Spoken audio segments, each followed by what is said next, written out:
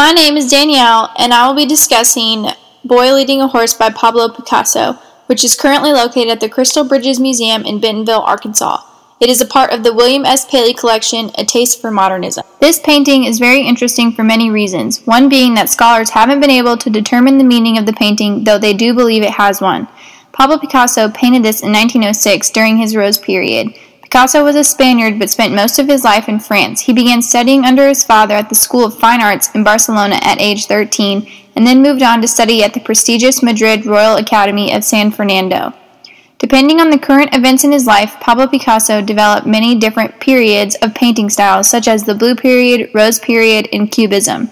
He was a man of many talents, including sculptor, printmaker, ceramicist, stage designer, and playwright. Some of his most well-known works are The Three Musicians, The Old Guitarist, as well as The Weeping Woman. He was influenced greatly by El Greco, as well as Edgar Degas, both prominent artists throughout art history. In 1973, over 22,000 pieces of his art had been found. The composition of Boy Leading a Horse consists of mainly a young boy in the nude leading a horse in a barren landscape. The lower half of the painting has much darker and more defined lines than the upper half. This painting is asymmetrical as well. There is an illusion of depth, with the light landscape in the background disappearing and the upfront ground being much more defined. Other than this change in color, there isn't much perspective. The painting doesn't have a vanishing point. One's eyes are drawn to the darker lines of the closer images, though. The color reflects Picasso's Rose period, composed of warm chromatic colors. There is a contrast between the darker horse and the lighter boy.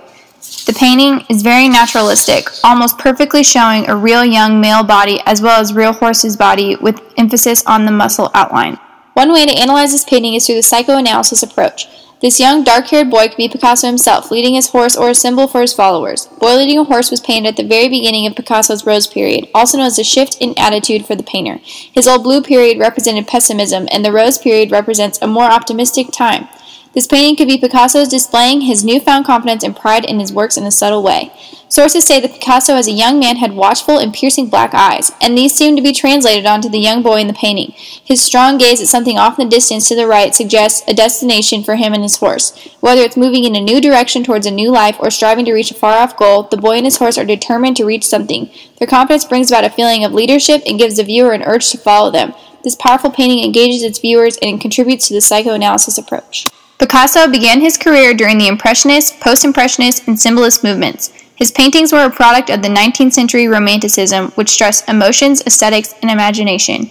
In his Rose period, during which Boy Leading a Horse was painted, Picasso combined Expressionism with Classicism. He used warm colors to convey happiness and optimism while depicting real-life scenes containing alternate meanings. This is the basis of symbolism. The painting belongs to the Symbolist movement due to its possible alternate meaning of Picasso leading his followers or his life out of the more depressed Blue period. Boy Leading a Horse depicts a certain mood of optimism and determination, with the young naked boy controlling this large and powerful horse. The nakedness of the boy depicts a confidence in himself, and he shows no sign of shyness. This style of human body comes from the naturalistic approach of the classical Greeks. His body is somewhat idealized, with emphasis on the muscles and the male private areas as seen in Michelangelo's David. Some of the other historical influences are El Greco's St. Martin and the Beggar, showing a young naked boy approaching a horse with a well-dressed man atop of it. Picasso's paintings were often influenced by El Greco. Picasso was fascinated with El Greco's use of dark lines and elongated figures. Also, the horse in Picasso's painting closely resembles the horse in Mantegna's Parnassus, which is a depiction of Hermes and Pegasus. A possible link to Pegasus and Picasso is that Pegasus in Spanish is Pegaso, sounding a lot like Picasso when pronounced. I chose this piece of work because it is very different from the famous Picasso works that automatically come to most people's minds.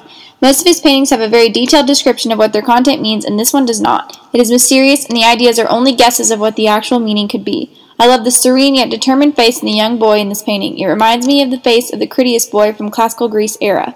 I also love the openness in the background. This painting is so simple, yet it can mean so much. It is just a boy and his horse wandering through life. Being a girl who was raised with horses, I can personally relate to the feeling of loyalty and love exchanged between a human and their horse. I do agree with the idea that this is Picasso showing himself coming out of a depressed state and turning over a new leaf. Leading a horse without reins shows true dominance and confidence in one's abilities. Overall, I believe this is a unique painting of Picasso's that has been overlooked by our society.